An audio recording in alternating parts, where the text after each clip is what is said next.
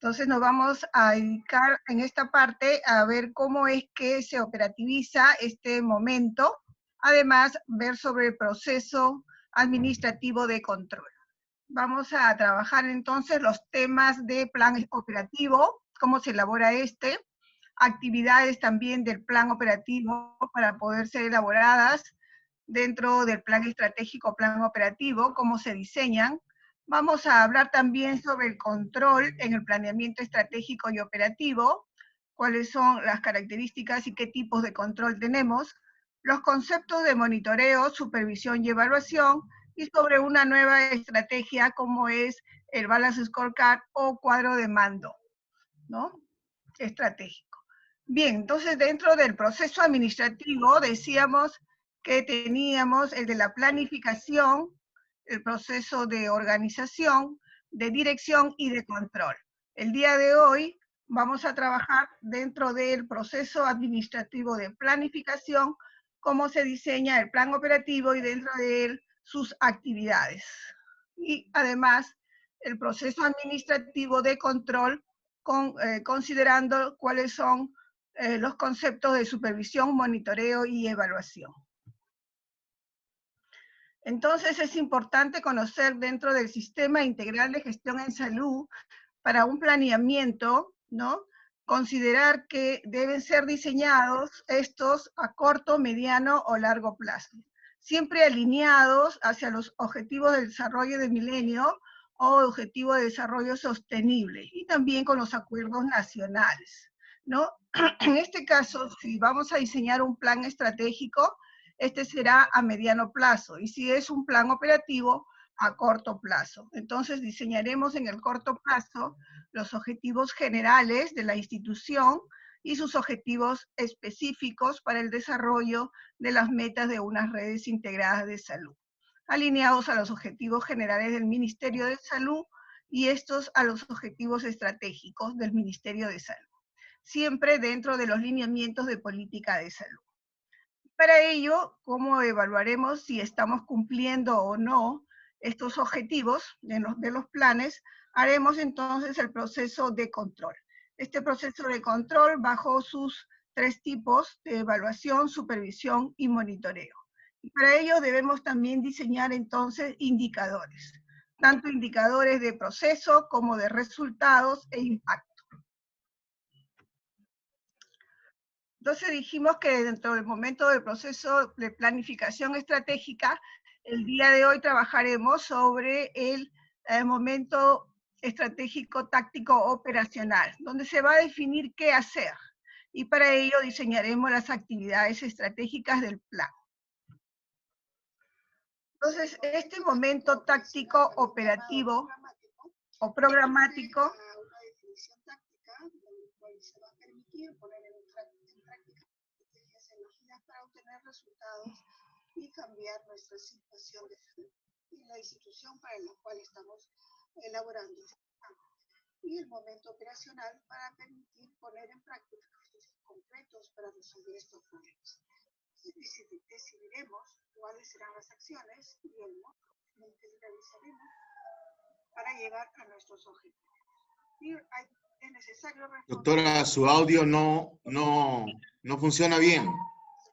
Ya, un momentito, por favor. Ahora ya mejor. Sí, voy a ir anteriormente. Ya.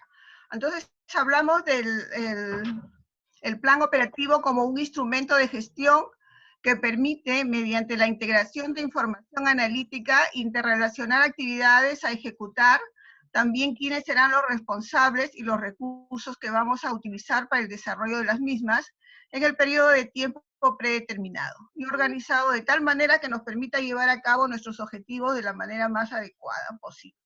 Para ello, para la elaboración de este plan operativo, los requisitos son involucrar en la elaboración de estos programas y estemos de acuerdo en lo que haremos, ¿no? Con todo el equipo de la institución, aquellos que van a estar involucrados y comprometidos para desarrollar este programa.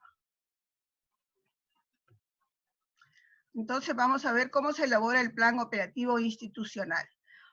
Es necesario reconocer esta secuencia lógica para poder lograr llegar hacia los objetivos generales e indicadores del plan. Primero, entonces, debemos conocer cuál es el diagnóstico situacional de la institución para poder identificar los problemas y luego priorizarlos. De ahí nacerán entonces los objetivos generales que queremos lograr en la institución. Luego de ello se construyen los objetivos específicos y después las actividades para las cuales vamos a desarrollar estos objetivos específicos y lograr pues nuestros objetivos generales del plan para lograr las metas según los indicadores planteados. Luego de las actividades también tendríamos que diseñar las tareas y los requisitos, insumos, materiales, todos los recursos necesarios y también el cuadro de necesidades de soles que vamos a necesitar para cumplir con este plan estratégico o plan operativo. Hay también un esquema en la elaboración del plan y vemos pues que las actividades tienen que estar relacionadas en cuanto a sus costos a la estructura también financiera, ¿no?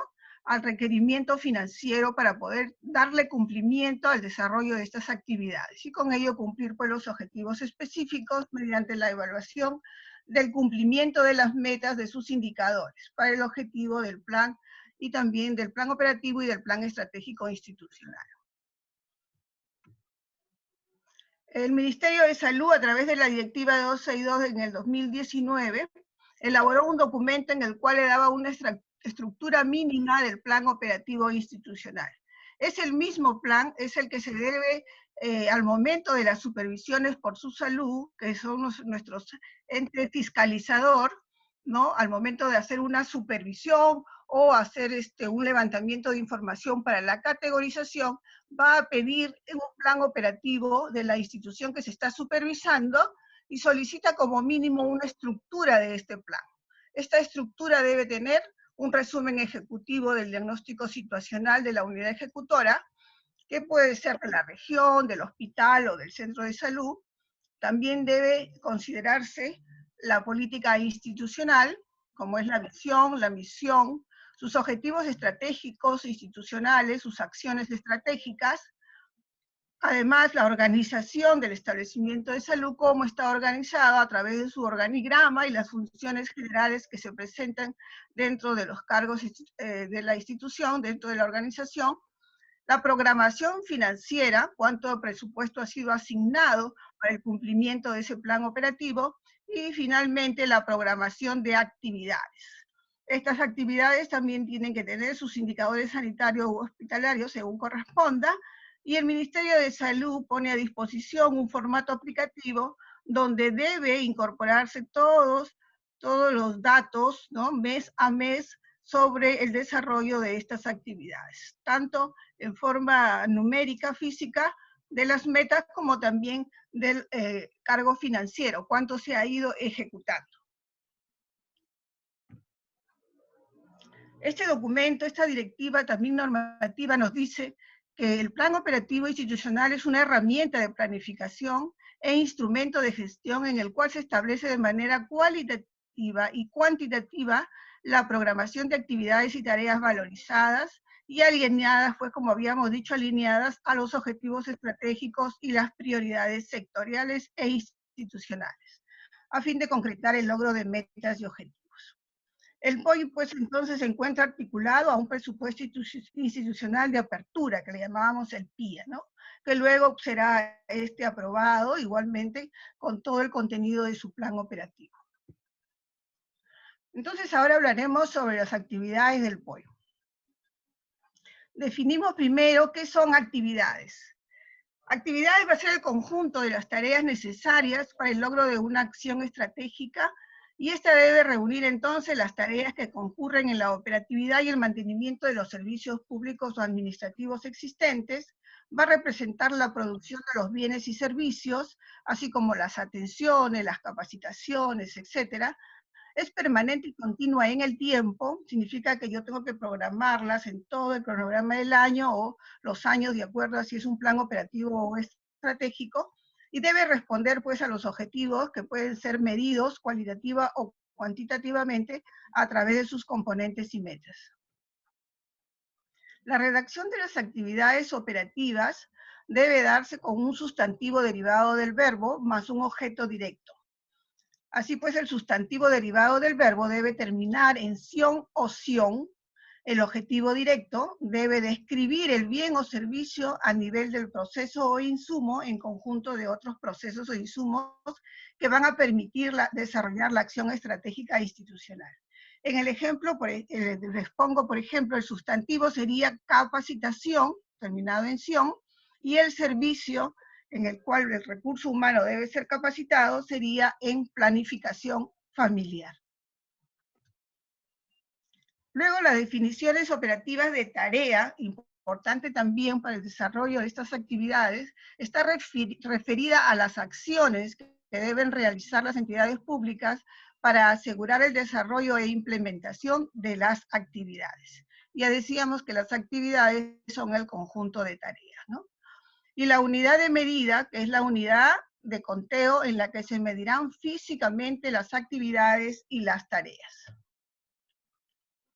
Por ejemplo, en la matriz de programación se establecen estas actividades para cada uno de los objetivos específicos, ¿no? Así tenemos, pues, que en este ejemplo de objetivos específicos, fortaleciendo el fortalecimiento de los recursos humanos para disminuir las muertes maternas en adolescentes en un hospital X para el año 2021, hemos diseñado dos actividades como ejemplo: la actividad capacitación en planificación familiar, donde la meta tiene una unidad de medida taller para un total de meta 4, un costo de 100 soles, y se ha creado un indicador que es vamos a medir en el futuro, el porcentaje de profesionales capacitados, queriendo lograr al 80% de los convocados que se estén capacitados. En el cronograma del tiempo, vamos a decir que esta meta se va a diluir en una capacitación en taller cada trimestre, ¿no?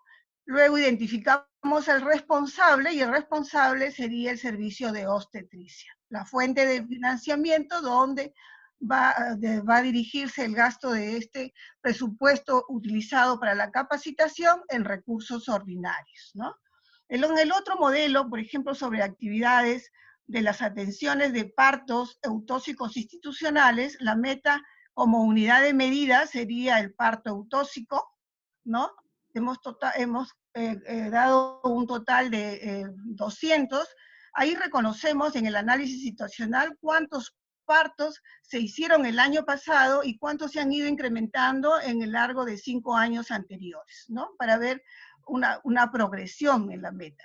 Entonces establecemos que más o menos para el año 2021 habrían 200 partos y el costo unitario por cada parto de 200 soles, ¿no? El indicador sería el porcentaje de partos eutóxicos institucionales, y como este es un lineamiento de política, está dentro de las metas, ¿no? del Ministerio de Salud, hemos colocado que todos los partos deberían ser institucionales, ¿no? Y en el cronograma del tiempo se va a desarrollar, ¿no? 50 partos cada trimestre como meta, ¿no? Que nos servirán luego para la evaluación, ¿no? Para ver cómo estamos logrando la meta. Ahora, el responsable, igual hemos puesto el servicio de obstetricia, y la fuente de financiamiento, sabemos que los partos institucionales, todos deberían ser gratuitos, y en este caso serían a través de donaciones del Seguro Integral de Salud, ¿no? Ese es el presupuesto que da el Seguro Integral de Salud. Estos serían los dos modelos, como para poder tener una idea de cómo es que se debe desarrollar en el seminario también, ¿no? Ahora hablaremos sobre las etapas del planeamiento operativo. En esta directiva también nos dice de que en el desarrollo de la elaboración de un plan operativo tenemos 5 etapas. La primera es la de elaboración. Luego de elaborado este plan operativo debe ser aprobado. Luego debe hacerse un seguimiento para ver si se están desarrollando las actividades como se habían programado.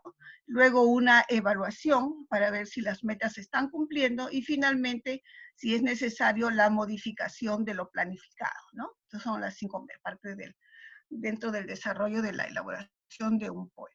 En la primera etapa de elaboración, esta va a constituir la etapa donde se definen las prioridades a través de las actividades, las tareas, metas e indicadores y objetivos de los órganos y unidades ejecutoras de la institución, las cuales estarán comprometidas para el desarrollo, elaboración y desarrollo de estos, ¿no? Luego viene el plan operativo aprobado, que es el reajuste de las actividades operativas, metas físicas y programación del costeo, luego de la aprobación de este plan inicial de apertura, ¿no? En el marco de la ley del presupuesto, de modo que los recursos financieros estimados coincidan con este presupuesto aprobado y generándose pues entonces el POI aprobado. ¿Qué significa eso? Si he desarrollado demasiadas actividades o actividades que tienen muy altos costos y no se ajustan a este presupuesto, entonces tendría que reajustar mis actividades para lograr alcanzar un presupuesto inicial de apertura aprobado, de acuerdo a lo que se designe, ¿no? En la etapa de seguimiento consiste en la recopilación mensual del avance de metas físicas y financieras. Este seguimiento del plan operativo va a permitir la identificación de alertas tempranas con base en desviaciones respecto a lo programado, que conlleven pues a una evaluación de medidas correctivas necesarias para mejorarlas, ¿no? Luego viene la cuarta etapa de evaluación, donde es el análisis riguroso y periódico de los factores que inciden en el cumplimiento de las actividades, metas programadas y avances en la ejecución, así como la aplicación de medidas correctivas que mejoren en pro de una toma de decisiones efectiva y resultados esperados. Mayormente, y de acuerdo a los indicadores que se elaboran, la etapa de evaluación puede ser trimestral o semestral, ¿no? Mayormente son semestrales. La etapa de evaluación se constituye a través de informes de evaluación, de implementación, que indican el grado de cumplimiento de la meta física alcanzada de las actividades operativas, en cuanto a su contribución con el logro de los objetivos estratégicos institucionales. Y se califican, pues, los siguientes rangos, ¿no? Según grado de cumplimiento, es bueno cuando alcanza un rango mayor a 90% y menor o igual a 100, ¿no? Entonces, entre 90 y 100% de alcance de logro de metas, decimos que el grado de cumplimiento del POI es bueno. Es regular cuando está entre el 85 y 90%. Y deficiente, o sea, no se han logrado el desarrollo de actividades y por lo tanto de las metas cuando este es menor del 85%. Acá hay un ejemplo por ejemplo, de la entrega económica anual, que es una bonificación que se le entrega, que transfiere el Ministerio de Salud a los trabajadores de los servicios del Ministerio de Salud cuando se han logrado las metas institucionales según los indicadores programados, ¿no? Y así vemos, por ejemplo, que se paga un porcentaje de acuerdo al porcentaje de las metas alcanzadas, un porcentaje del sueldo que recibe cada tipo de profesional de nivel 1, ¿no? Por ejemplo, el médico cirujano, si alcanzáramos una meta en los indicadores de 95 a 100% de lo programado, es 4.568 soles, ¿no? Y si esta meta no logra alcanzar a más del 60%, es menor al 60%, entre 60 y 70%, se paga hasta 1.370, pero si es menor del 60%, ya no se da ninguna bonificación por el logro de metas, ¿no? ¿Ok? Igual es para los otros tipos de profesionales no médicos y para los técnicos de laboratorio y también para personal técnico asistencial y auxiliar. Finalmente, la etapa de modificación. Este proceso a través del cual se realizan ajustes de las actividades operativas, metas físicas y financieras inicialmente programadas en el plan operativo anual. Asimismo, considera la exclusión o inclusión de actividades operativas, incremento o disminución de la meta física y o redistribución del periodo de ejecución de esta meta física. Por ejemplo, en caso de alcanzar un rango porcentual mayor al 100%, se denominará entonces exceso. Y se sugiere entonces la revisión de la meta física programada y una posible modificación de la actividad programada. Por ejemplo, la evaluación del primer semestre del POI del 2020 del Ministerio de Salud, encontramos que se detallaron actividades operativas para el COVID con de unidades programadas 32, estas actividades al primer semestre se logró 166 actividades operativas, haciendo un gasto del presupuesto por producto de proyectos, ¿no?, de acciones presupuestarias que no tenían un resultado en producto. Dentro de la actividad, prevención, control, diagnóstico y tratamiento de coronavirus, ¿no? Para el primer semestre de 2020, a nivel nacional, esto fueron actividades no diseñadas, no contempladas en el plan operativo, pero de todas maneras en la evaluación se consideraron como tal, ¿no? Por lo tanto, habría que reprogramar estas actividades porque estaban en exceso, ¿no? Más del 100% de las 32 unidades programadas, que supuestamente para emergencia se programa como uno, cada unidad programada, unidad ejecutora que programa como una emergencia de desastre, solamente programaría un proyecto en este tipo, ¿no?, de emergencia y desastre, se tuvieron 166 actividades operativas. Entonces, en este caso ya es un aviso de cómo es que yo debería reprogramar las actividades del plan operativo del Ministerio de Salud para el segundo semestre, en lo que va del año, ¿no?, que es lo que se ha hecho. Para ello se dio una inversión más de 500.000 millones de soles, ¿no?, el cual todavía está en ejecución presupuestaria. Ahora hablaremos del proceso administrativo control en el planeamiento estratégico y operativo. Entonces diremos, ¿qué es el control? El control es el seguimiento de las actividades para asegurarse que se están realizando de acuerdo con lo planeado, y en su caso corregir las desviaciones encontradas. El control va a asegurar el cumplimiento de las metas. Va a proporcionar también información acerca de la situación de la ejecución de los planes, sirviendo de fundamento al reiniciarse el proceso de planificación. Como dijimos ya, siempre y cuando se consideren que son en exceso o en déficit. Entonces hay tres etapas del control. El monitoreo, que es uno de los procesos de la función de control gerencial, destinado a observar sistemáticamente el cumplimiento de la ejecución de actividades debidamente programadas y que son parte de un determinado proceso productivo. Este monitoreo podría ser mensual. Luego viene el otro proceso que sería el de supervisión. El Ministerio de Salud aprobó también una directiva donde diseña cómo se debe de realizar una supervisión integral, ¿no?, desde las direcciones de salud hacia los establecimientos de salud. Y define que la supervisión es el proceso de la función de control gerencial destinado a observar sistemáticamente el desempeño de las personas dentro de los procesos productivos en la organización, facilitando pues la información de cómo se ejecutan las intervenciones de las personas.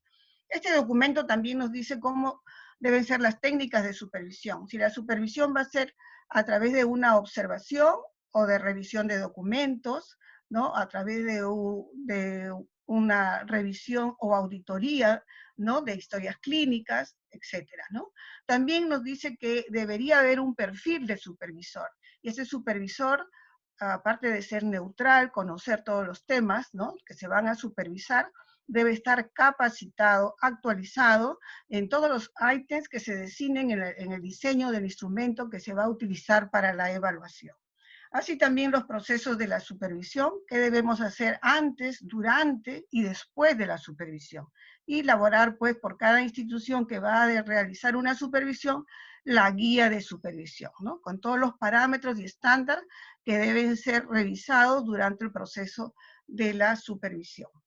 Y hacer reconocimiento a la ejecutora, al establecimiento de salud donde se va a supervisar, ¿no? La supervisión también se va a permitir realimentar al equipo de trabajo y va a posibilitar la superación continua de su desempeño, elevando su autoestima y su rendimiento. En la supervisión se desarrolla como un proceso de enseñanza-aprendizaje mutuo, tanto entre los supervisores y supervisados, ¿no? Luego viene el proceso de evaluación. La evaluación es la emisión de un juicio de valor que va a comparar los resultados obtenidos con un patrón de referencia. Esta referencia son los estándares, ¿no?, las líneas basales, para constatar los avances o logros de los objetivos de todo plan de salud. Entonces, ¿qué es un estándar? Es el nivel de desempeño deseado, previamente definido y factible de alcanzar. tiene la finalidad de guiar prácticas operativas que van a concluir en resultados obtenidos relativos a la calidad de la atención de la salud, ¿no? Es necesario que se establezcan principios de estos estándares diseñados. Deben ser sencillos, deben ser válidos y confiables, ¿no? Entonces, ¿qué es evaluación de calidad? La evaluación de calidad, entonces, es el proceso referido a la valoración de la calidad de la atención, a través, como decíamos, de estándares e indicadores. Dona Benia nos dice que esos estándares pueden ser estructura, procesos y resultados. Entonces, el análisis de estructuras, procesos y resultados está basado en el análisis sistémico que aplica la teoría de sistemas, en el cual se plantea que las organizaciones son un sistema social en el que hay una relación dinámica con el medio ambiente donde ingresan elementos, ¿no? Así como el personal, dentro de la estructura, el presupuesto, los materiales, los equipos, la tecnología, necesarios para ser transformados a través de los procesos, ¿no? Una manera en que, de acuerdo a estos recursos que tiene la organización, dan lugar a un producto. En nuestro caso, los servicios de salud, ¿no es cierto? Serían los resultados que van a egresar, ¿no? Como productos. Para el efecto entonces del análisis y evaluación de la calidad se utiliza el enfoque sistémico diferenciado en estas tres áreas: la estructura, los procesos y los resultados.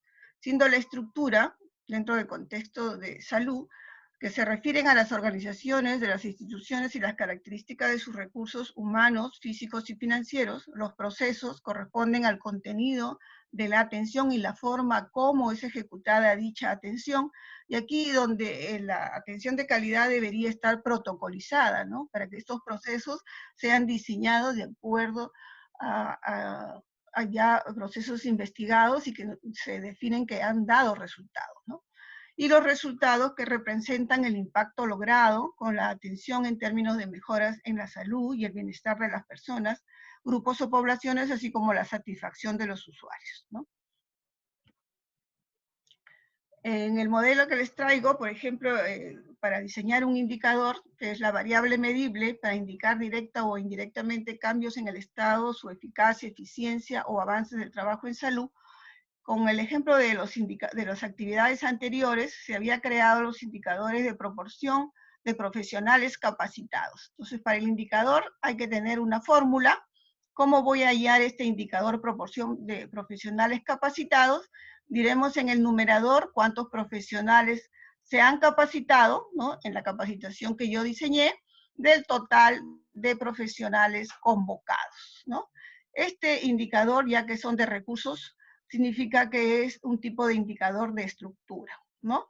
Debe tener una fuente de información, que es el informe final de la capacitación. Debe tener un estándar o línea basal que es de 40%, y la meta que yo quiero lograr es el indicador del 80%, ¿no? Para este indicador.